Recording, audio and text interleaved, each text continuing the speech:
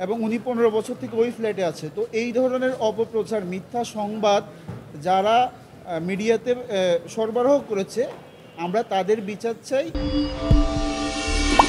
আজকে আমার দলের ভাবমূর্তি নষ্ট করার জন্য এই চক্র তো চলছেই, এবং মিথ্যা প্রচার করে কিছু লোকজন আমার বাড়িতে গত 27 তারিখে আক্রমণ করে, এবং যখন আক্রমণ করে তখন অবশ্যই আমি আমার নিরাপত্তার জন্য আমি পুলিশটা ডাকলাম, এবং পুলিশকে ডাকাতে ওনারা আসার আগে তারা আমাকে যেভাবে হয় ভিতরে ঢোকার জন্য চেষ্টা করেছে, এবং আমি ওই ভিডিওগুলা ওনারা রিলিজ করেছেন বলে যে আমি বিএনপির নেত্রী, আমি দখলে যাচ্ছি, মানে আমার দল বিএনপির নাম এবং ভাবমূর্তি নষ্ট করার জন্য ওনারা এই চক্র চালিয়েছেন। এটা সম্পূর্ণ মিথ্যা।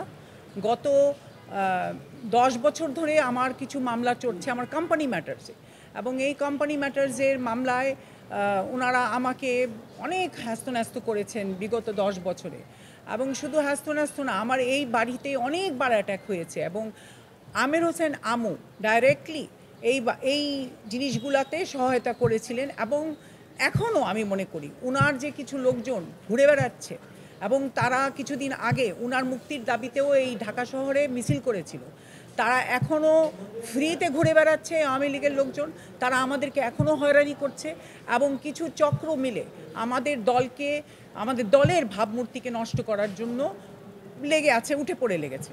আমি বলতে চাই আপনাদের মাধ্যমে যে আমি কোনো অন্যায় করি নাই এবং করবও না, আর আমাদের দলের ভাবমূর্তি নষ্ট হবে আমি এমন কোনো কাজ করব না। আজকে 5ই অগাস্টের পরে কিন্তু প্রায় 1 বছর হয়ে গেল। আমি 1 বছর পর্যন্ত যদি কোনো দখলে না যেতে পারি তাহলে আমি কেন এখনও দখলে যাব? আর এটাতে দখলে কিছু তো করার নাই, এটা আমার বাসা, আমি ওখানে থাকি কোর্টের আদেশে, এবং কোর্ট সম্পূর্ণভাবে অবগত আছেন যে আমি ওই বাসায় থাকি। তো এখানে আমার দখল করার কিছু নাই, তবে স্ট্যাটাস কো এখনও বহাল আছে।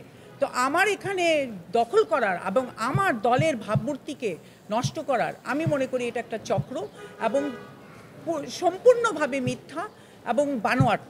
আমি চাই যে আপনাদের মাধ্যমে আইন শৃঙ্খলা বাহিনীকে এবং আমাদের বিজ্ঞ আদালতকে যে ওনারা এটার অবশ্যই একটা পদক্ষেপ নেবেন, এবং যারা এই চক্র চালাচ্ছে তারা তো অনেক টাকা লুটপাট করে বাংলাদেশ থেকে নিয়ে গেছে, এবং ক্যানাডায় দুবাইতে তারা বহাল তবিয়তে আছে, এবং আমার কোম্পানির টাকা লুটপাট করে তারা নিয়ে এই আজকে বুর্জ খলিফায় অনেকগুলো প্রপার্টিজ 2টা পাসপোর্ট করে বানানো, এগুলো সব তথ্য আমার কাছে আছে, এবং যারা এই কাজগুলো করছে আমি আশা করি তারা পুলিশ আইন শৃঙ্খলা বাহিনী ওনাদেরকে অবশ্যই ধরবেন, এবং ধরে আইনের আয়ত্তায় এনে বিচার করবেন। আমি বিচার চাই।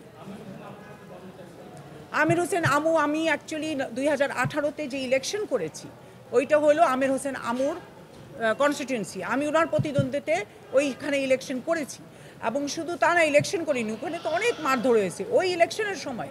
এই গুলশানে আমার বাড়িধারায় যে আমার বাসাটা যেটা আমি ছিলাম, আমার সম্পূর্ণ বাসা ভেঙে সব মালপত্র নিয়ে গিয়েছিলেন ওনার তত্ত্বাবধানে, এবং ওনার সহকারী হয়ে আমার এক্স হাজব্যান্ড তখন এইসব কাজ চালিয়েছেন এবং এখনও চালাচ্ছেন।